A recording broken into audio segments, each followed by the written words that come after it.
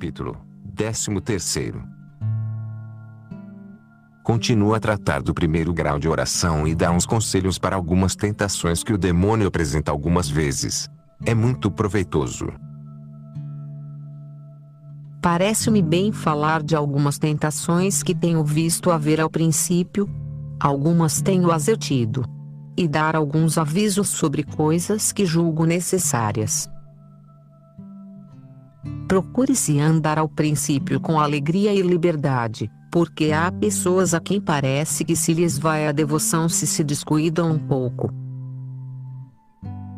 Bom é cada qual andar com temor para não se fiar pouco nem muito de si mesmo, pondo-se em ocasiões em que lhe é fácil ofender a Deus. Isto é muito necessário até já se estar muito forte na virtude. E não há muitos que o estejam tanto que, metidos em ocasiões favoráveis ao seu natural, se possam descuidar.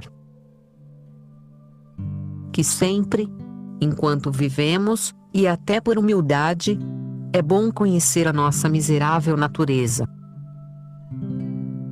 Mas há muitas coisas em que se pode, como já disse, tomar recreação, mesmo para se voltar mais forte à oração. Em tudo é preciso discrição.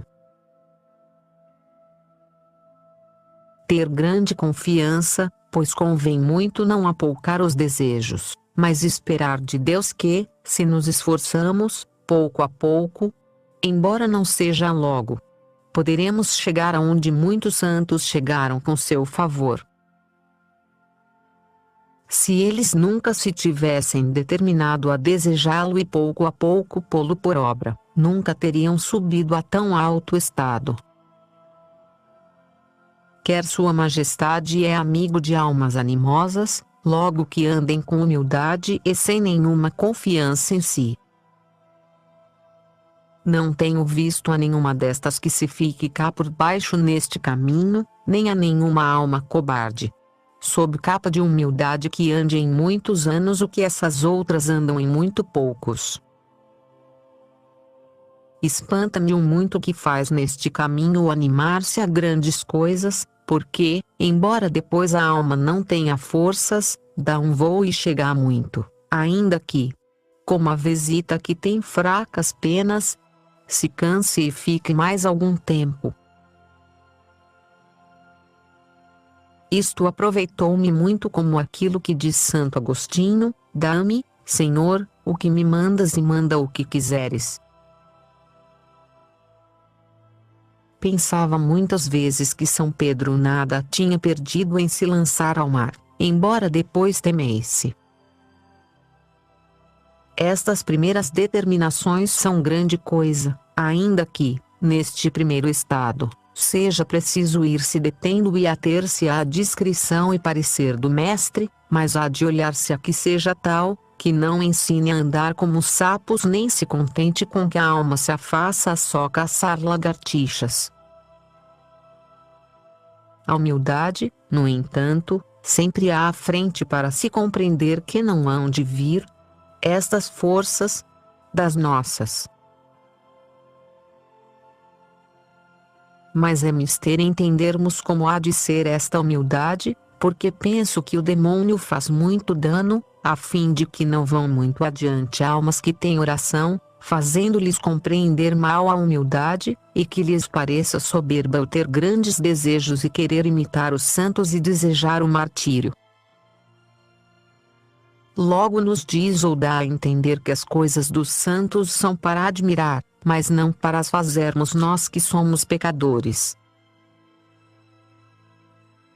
Isto também o digo eu, mas temos de olhar ao que é de espantar, e ao que é de imitar.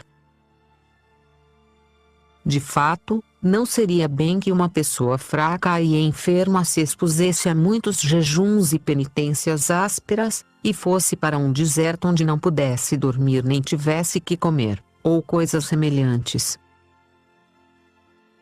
Mas sem pensar que nos podemos esforçar com o favor de Deus a ter um grande desprezo do mundo, a não estimar honras, nem estar atido à fazenda. Temos uns corações tão apertados, que parece nos há de faltar a terra em querendo nos descuidar um pouco do corpo para darmos ao espírito. Depois nos parece que ajuda ao recolhimento ter muito bem consertado tudo o que é preciso, porque os cuidados inquietam a oração. A mim, isto me pesa, termos tão pouca confiança em Deus e tanto amor próprio, que nos inquiete este cuidado. E assim é que, onde o espírito está tão pouco medrado como isto, umas ninharias nos dão tão grande trabalho como a outras coisas grandes e de muito tono.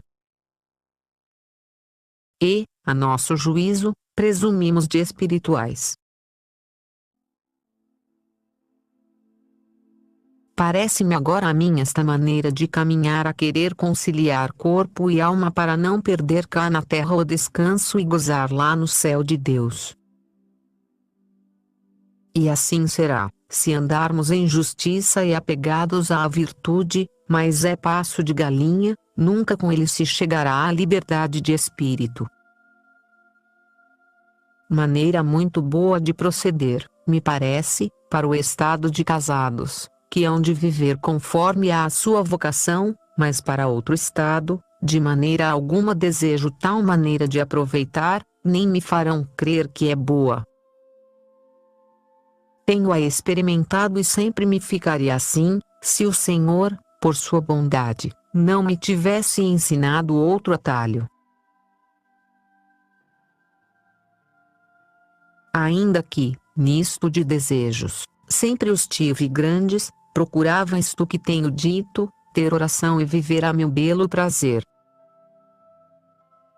Creio que, se tivesse tido quem me lançasse a voar, mais me teria eu empenhado em que estes desejos fossem com obras. Mas são, por nossos pecados, tão poucos e tão contados os que não tenham neste caso discrição demasiada, que julgo ser isto causa bastante para os que começam, não chegarem mais depressa a uma grande perfeição. O Senhor nunca falta, nem é por Ele que há falha, nós é que somos os faltosos e miseráveis. Também se podem imitar os santos procurando solidão e silêncio e outras muitas virtudes, que não nos matarão estes negros corpos que tão concertadamente se querem levar para desconcertar a alma. E o demônio ajuda muito a torná-los inaptos, quando vê um pouco de temor. Mas não quer para nos dar a entender que tudo nos há de matar e tirar a saúde, até o ter lágrimas faz-nos temer de cigar. Passei por isto e por isso sei, e não sei que melhor vista nem saúde podemos desejar que perdê-la por tal causa. Como sou tão enferma, até que me determinei a não fazer caso do corpo nem da saúde, sempre estive atada, sem valer para nada, ainda agora faço bem pouco. Mas quis Deus que eu entendesse este ardil do demônio, e quando ele me punha diante perder a saúde, dizia, pouco vai em que eu morra. Quando era o descanso, não tenho necessidade de descansar, mas sim de cruz. E assim outras coisas. Vi claramente que, em muitas delas, embora eu de fato fosse muito enferma, era tentação do demônio ou frouxidão minha. Desde que não ando com tantos cuidados e não sou tão amimada, tenho muito mais saúde. Assim vai muito nos princípios. Ao começar a ter oração, não apoucar os pensamentos. Creiam o que digo, porque sei isto por experiência. E, para que escarmentem em mim, poderá também aproveitar o dizer estas minhas faltas. Outra tentação que há logo muito de ordinário, é desejar que todos sejam muito espirituais, pois começam a saborear o sossego e o lucro que ele traz. Desejar isto não é mal, o procurá-lo é que poderá não ser bem se não há muita discrição e dissimulação para proceder de modo a não parecer que querem ensinar, porque neste caso, quem quiser fazer algum bem, precisa de ter as virtudes muito fortes para não causar tentação aos outros. Aconteceu isto comigo, e por isso o compreendo. Quando procurava, como já tenho dito, que outras tivessem oração. Como, por um lado, me viam enaltecer o grande bem que era ter oração e por outro lado me viam com grande pobreza de virtudes, trazia-as eu tentadas e desatinadas, como depois me disseram. E tinham sobrada razão, porque não percebiam como se podia harmonizar uma coisa com a outra. E fui eu causa de não terem por mal o que disse o era, por verem que o fazia algumas vezes, parecendo-lhes haver algum bem em mim.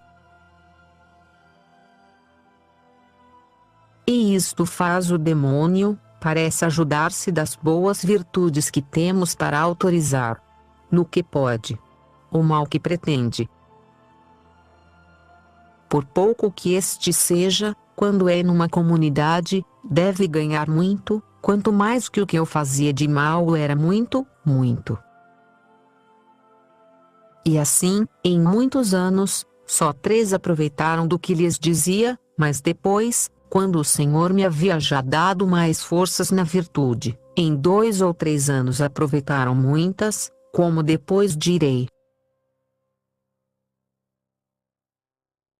E, além disto, há outro grande inconveniente que é prejudicar a alma, pois o que mais havemos de procurar ao princípio é de cuidar só dela, fazendo de conta que não há na terra senão Deus e ela, e isto é o que muito lhe convém. Dá ainda outra tentação que é sentir pena dos pecados e faltas que se vêem nos outros.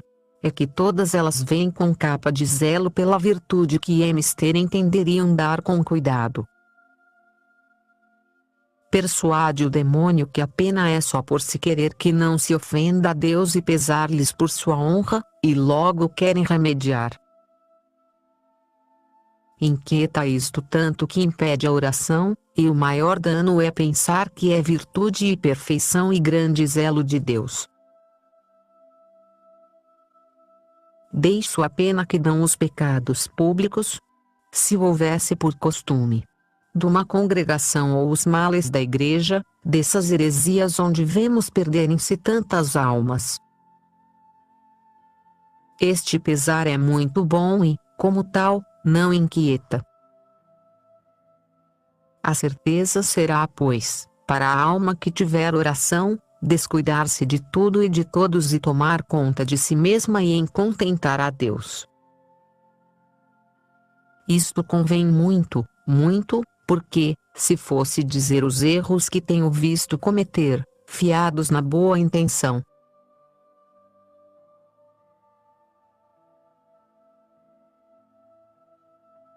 procuremos, pois, atender sempre às virtudes e às coisas boas que virmos nos outros e tapar seus defeitos com os nossos grandes pecados. E com esta maneira de agir, embora não se faça logo com perfeição, ganha-se uma grande virtude, que é, de termos a todos por melhores do que nós. E começa-se a lucrar por aqui com o favor de Deus que é necessário em tudo, e, quando falta, escusadas são as diligências. Supliquemos-lhe que nos dê esta virtude, pois, fazendo nós o que está em nossas mãos, Deus não faltará. Atendam também a este aviso os que discorrem muito com o entendimento, tirando de uma coisa muitas outras e conceitos. Aos que não podem obrar com ele, como a mim me acontecia, não há mais a dizer senão que tenham paciência até que o Senhor lhes dê em que se ocupem, e luz, pois podem tão pouco por si mesmos que o entendimento mais os embaraça que ajuda. Pois voltando aos que discorrem, digo que não se lhes vá todo o tempo nisso, embora seja muito meritório, porque, como é oração saborosa, parece-lhes que não há de haver dia de domingo, nem momento que não seja de trabalho. Logo julgam perderem o tempo, e eu tenho por grande ganho esta perda. Mas antes, como tenho dito, imaginem-se diante de Cristo e, sem cansaço do entendimento, estejam falando e regalando-se com Ele, sem se cansarem a compor razões, mas apresentando-lhe necessidades e a razão que Ele tem para não nos sofrer ali, uma coisa é um tempo e outra outro, para que se não canse a alma de comer sempre o mesmo manjar. Estes são muito gostosos e proveitosos, se o paladar se acostuma a comer deles, e trazem consigo grande sustento para dar à alma vida e grandes lucros. Quero me explicar melhor, porque estas coisas de oração são todas elas dificultosas e, se não se encontra mestre, muito mais de entender. Isto faz que, embora eu quisesse abreviar, e bastava apenas mencioná-las, para o bom entendimento de quem me mandou escrever estas coisas de oração, a minha rudeza não dá lugar a dizer e dar a entender em poucas palavras uma coisa que tanto importa declarar bem. Eu passei tanto que tenho dó dos que começam só com livros, porque é coisa estranha quão diferentemente se entende o que ali se vê, depois de experimentado. Pois, voltando ao que dizia, ponhamo-nos a pensar num passo da paixão, digamos, o de quando o Senhor estava atado à coluna. Ando o entendimento rebuscando o que ali há a considerar, as grandes dores e pena que Sua Majestade teria naquela soledade e outras muitas coisas que, se o entendimento é vivo, poderá deduzir daqui. E então, se é letrado? Este é o modo de oração por que todos hão de começar e continuar e acabar. É muito excelente e seguro caminho, até que o Senhor os leve a outras coisas sobrenaturais. Digo todos. Mas, no entanto, há muitas almas que tirarão mais proveito de outras meditações do que na da Sagrada Paixão, pois, assim como há muitas moradas no céu, há muitos caminhos. Algumas pessoas aproveitam considerando-se no inferno, outras no céu. E afligem-se em pensar no inferno, outras na morte. Algumas, se são ternas de coração, doem-se muito de pensar sempre na paixão e regalam-se e tiram fruto em contemplar o poder e a grandeza de Deus nas criaturas e o amor que nos teve, o qual se manifesta em todas as coisas. E é admirável maneira esta de proceder, não deixando, no entanto, muitas vezes a paixão e vida de Cristo, que é donde nos veio e vem todo o bem. É necessário que esteja de aviso o que começa, para verem que aproveita mais. Para isto, é muito necessário ter mestre experimentado, que, se não, muito pode errar e trazer uma alma sem a entender nem deixar que ela se entenda a si mesma. Pois, como esta sabe que é grande mérito estar sujeita a um mestre, não ousará sair daquilo que lhe mandam. Eu tenho encontrado almas encurraladas e angustiadas por não ter experiência quem as ensinava, que me faziam lástima. Algumas nem sabiam já que fazer de si, porque, não entendendo eles o espírito, afligem alma e corpo e impedem o aproveitamento. Uma, que tratou comigo, tinha o mestre atada, havia 8 anos, não a deixava sair do próprio conhecimento. E o Senhor tinha já em oração de quietude e assim passava muito trabalho. Embora isto do conhecimento próprio jamais se deva deixar, não há alma tão gigante que não tenha muitas vezes de tornar a ser menino e de mamar. E isto jamais se ouve de que sal direi mais vezes, porque importa muito. É que não há estado de oração tão subido que não seja muitas vezes necessário tornar ao princípio. E isto dos pecados e conhecimento próprio é o pão com que todos os manjares se hão de comer, por delicados que estes sejam, neste caminho de oração, e sem este pão elas não se poderiam sustentar. Mas há de comer-se com conta e medida. Depois que uma alma se veja rendida e entende claramente que de si não tem coisa boa, e se sente envergonhada diante de tão grande rei, e vê o pouco que lhe paga para o muito que lhe deve, que necessidade há de gastar aqui o tempo? Mas sim irmos a outras coisas que o Senhor nos põe diante, não há razão para que as deixemos, pois Sua Majestade sabe melhor do que nós o que nos convém comer. Assim importa muito que o mestre seja avisado, digo, de bom entendimento, e que tenha experiência.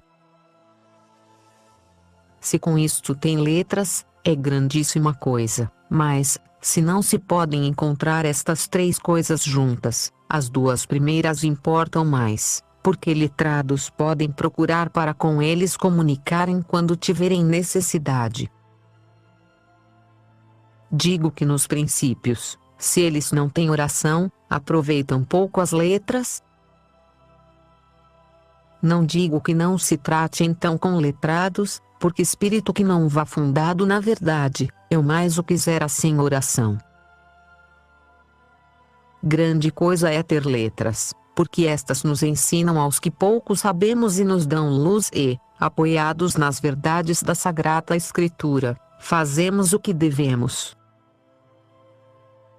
De devoções tontas, livre-nos Deus.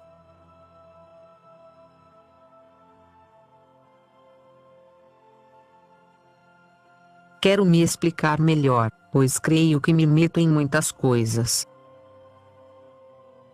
Sempre tive esta falta de não me saber dar a entender.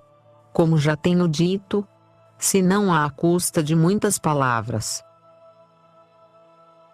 Começa uma freira a ter oração, se um simplório dirige-se a este assim se lhe afigurar, dar-lhe a entender que é melhor obedecer-lhe a ele do que ao superior, e isto sem malícia, mas pensando que acerta, porque se não é religioso, parecer-lhe-á que é assim. E, se é mulher casada, dir-lhe-á que é melhor, quando haveria de atender à sua casa, estar em oração, ainda que descontente o marido. E assim não saberá ordenar nem o tempo nem as coisas, para que tudo vá conforme à verdade. Por faltar-lhe a ele a luz, não a dá aos outros ainda que queira. E embora pareça que para isto não são precisas letras, a minha opinião foi sempre e será que qualquer cristão procure tratar, se puder, com quem as tem boas e, quanto mais, melhor. E os que vão por caminho de oração têm disto maior necessidade, e tanto maior, quanto mais espirituais. E não se engane dizendo que letrados sem oração não são para quem a tem. Tenho tratado com muitos e, de há uns anos para cá, tenho-os procurado mas sendo maior a necessidade e sempre fui amiga deles. E embora alguns não tenham experiência, não aborrecem o Espírito nem o ignoram, porque na Sagrada Escritura que estudam, sempre encontram a verdade do bom Espírito.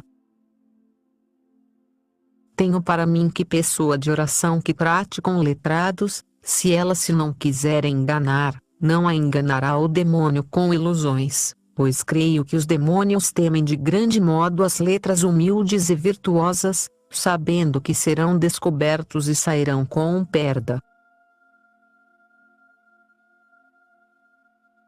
Disse isto porque há opiniões de que os letrados não são para gente de oração, se não têm espírito.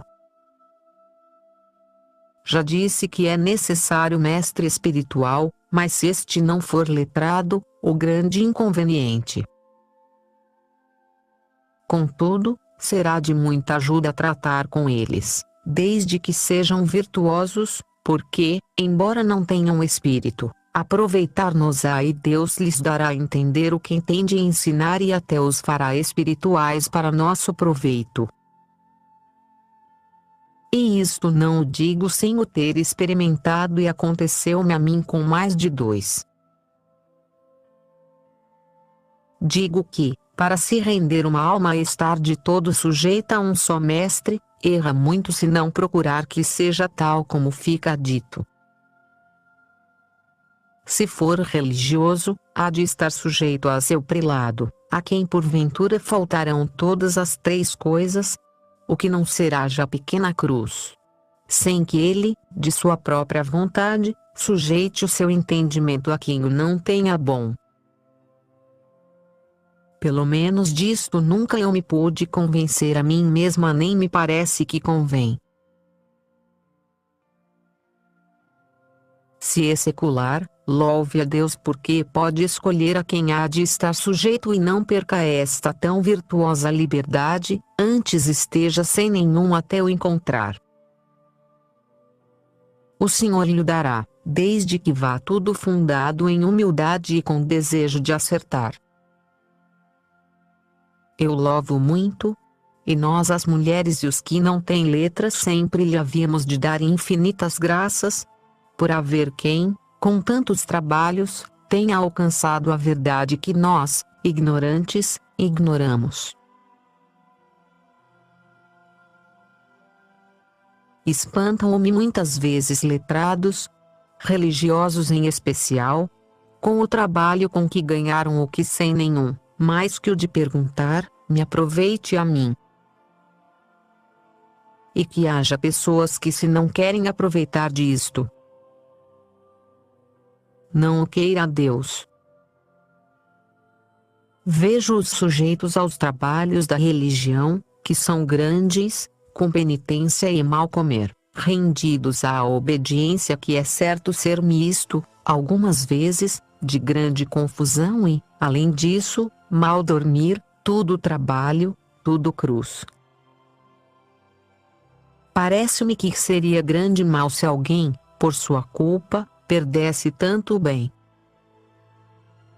E poderá ser que pensemos alguns dos que estamos livres destes trabalhos e vivendo a nosso prazer, dando-nos eles tudo já guisado. Como se diz, que, por termos um pouco mais de oração, nos havemos de avantajar a tantos trabalhos.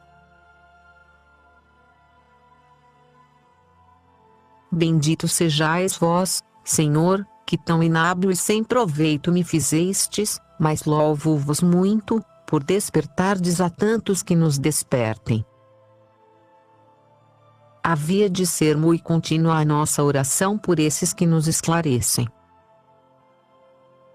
Que seríamos sem eles entre tão grandes tempestades como agora tem a Igreja? Se alguns têm havido ruins, mais resplandeceram os bons.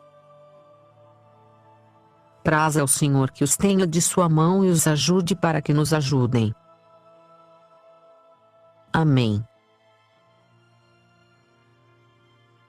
Muito tenho saído propositadamente do que comecei a dizer, mas tudo é a propósito para os que começam, a fim de que comecem caminho tão alto, de maneira a irem metidos no verdadeiro caminho. Pois, voltando ao que dizia, de pensar em Cristo atado à coluna, é bom discorrer um pouco e pensar nas penas que ali teve e por que as teve e quem é aquele que as teve e o amor com que as passou. Mas não se canse em andar sempre a buscar isto, antes se fique ali com ele, aquietado o entendimento.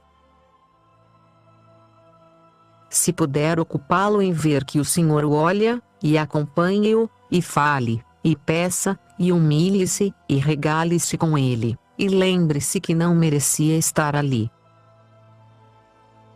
Quando puder fazer isto, embora seja logo de princípio, ao começar a oração, achará grande proveito, pois dá grandes lucros este modo de oração, pelo menos teve-os a minha alma. Não sei se acerto em o dizer, vossa mercê o verá. Praz ao Senhor acerte eu em o contentar sempre. Amém.